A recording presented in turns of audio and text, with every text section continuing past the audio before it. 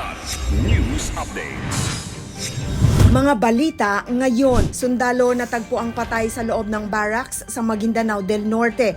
Dating board member ng Maguindanao del Sur, tinambanga. 13.6 million pesos na halaga ng hinihinalang shabu nasa sa Zamboanga City, big-time drug dealer arestado. Ako po si Cesar Soriano para ihatid ang mga nangunang balita sa buong kapuluan ngayon. Natagpo ang patay ng kanyang mga kasamahan ng isang sundalo sa loob ng barracks ng Bravo Company ng 6th Infantry Battalion sa Barangay Capiton, Datu Odinsinsuat, Maguindanao del Norte nitong Sabado ng gabi. Kinilala ang biktima na si Private John Sorongon, 24 years old, residente ng Esperanza, Sultan Kudarat. Ayon sa pulisya, narinig ng mga kasamahan ng putok bandang 9:16 p.m. at natagpuan si Sorongon na nakahandusay sa kama at may tama ng bala. Isang T4 assault rifle ang nakita sa tabi ng biktima. Patuloy ang investigasyon ng mga otoridad upang matukoy ang sanhi ng insidente. Tinambanga ng sasakyang lula ng isang dating board member ng Maguindanao del Sur sa Tacurong City, Sultan Kudarat nitong Lunes ng tanghali.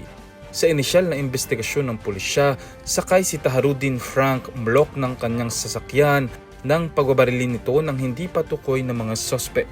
Bagamat tadtad ng bala ang sasakyan, mapalad namang nakaligtas ang dating opisyal, gayong bulletproof ang Toyota Fortuner na gamit nito.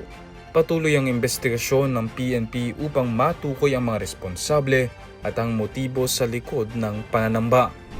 Arestado ang isang high-value drug target sa buy-bust operation ng Philippine Drug Enforcement Agency Regional Office 9 o PDEA RO9 sa Barangay Talisayan noong November 8, 2025. Kinilala ang suspect na si Gamar, 41, tricycle driver mula Isabela City, Basilan.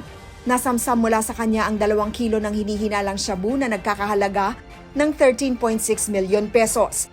Pinangunahan ng PDEA RO9 Isabela at Zamboanga offices kasama ang Seaport Interdiction Unit at PNP RMF B9 ang operasyon. Narecover din ang isang .40 na kalibreng baril, budol money at mga drug paraphernalia. Naharap ang suspect sa kasong paglabag sa RA 9165. Ang operasyon ay kasunod lamang ng pagsunog ng 1.1 billion pesos na halaga ng iligal na droga sa rehiyon. Ako po si Cesar Soriano, kasama nyo sa bawat pagputok ng balita.